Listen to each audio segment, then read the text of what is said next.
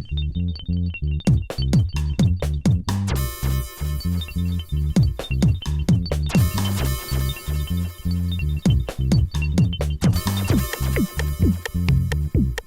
this is the equation we use to develop B2B marketing strategies. We are taking off the kimono and revealing our biggest secrets, which is client plus problem equals relationships raised to the power of network plus brand plus solution, all of this raised to the power of experience. And I'm going to go through each one of these and what they actually mean. So the idea of relationships is relationships provide people with confidence in us. That's where the world gives us and transmits its confidence in us, is through our relationships. But not all relationships are created equal. So the network of the people with whom we have relationships is important to our growth and prosperity as a company. Our brand is what gives us credibility. Our solution is the product or service that we are trying to sell, and everything can either be elevated or sabotaged by the experience we offer people who work with us. If we do everything right and then offer a crappy experience, then we are not going to advance. And finally, network effects. I don't know any marketing manager who has a line item to invest in network effects, but it is the most important form of marketing. It is the most important tool, but it's difficult to control. Maybe you have a referral program, which is kind of like network effects, but network effects is really when you give people a great experience and they tell their networks about it, then more people come to you. And I've lived this as an agency up until, 5 years later. I've invested very little in my own marketing strategy because all of my clients have come through referrals. So I don't actually practice what I preach most of the time, and that's because I know that if I do a good job, then people will either refer me or they move companies and they take us with them. So first, client plus problem. If your product is for everyone, it is probably for no one.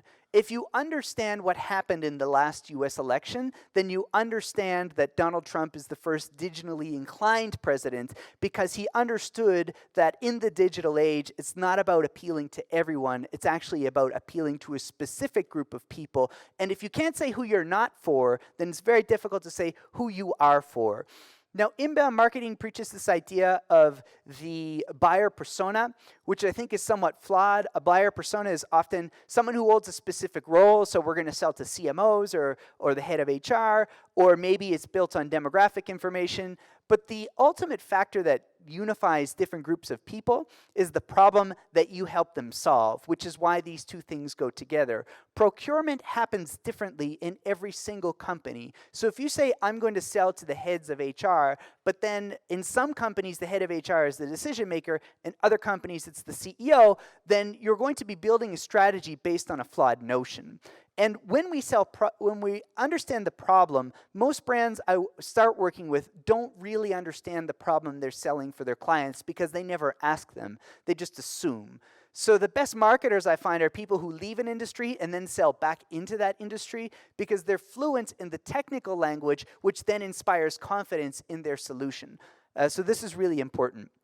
Then our relationships. So where do our relationships live? Well, our relationships might live in our email addresses, in our CRM, in our marketing automation tool, and on social media. And so these are the tools that are between us and people in the companies that we want to penetrate. So I had this company that is a client of mine, and they received a large amount of investment, and they said, we want to take our message to the top 100 clients in Latin America. So what we did, which is somewhat controversial, is we downloaded every single employee's email contact list, and then we created a database with it, and then we said, okay, instead of spending thousands of dollars on ads this month, our head of IT is connected to the head of IT at Coca-Cola, and you want to talk to the CMO, so let's see if we can get an introduction.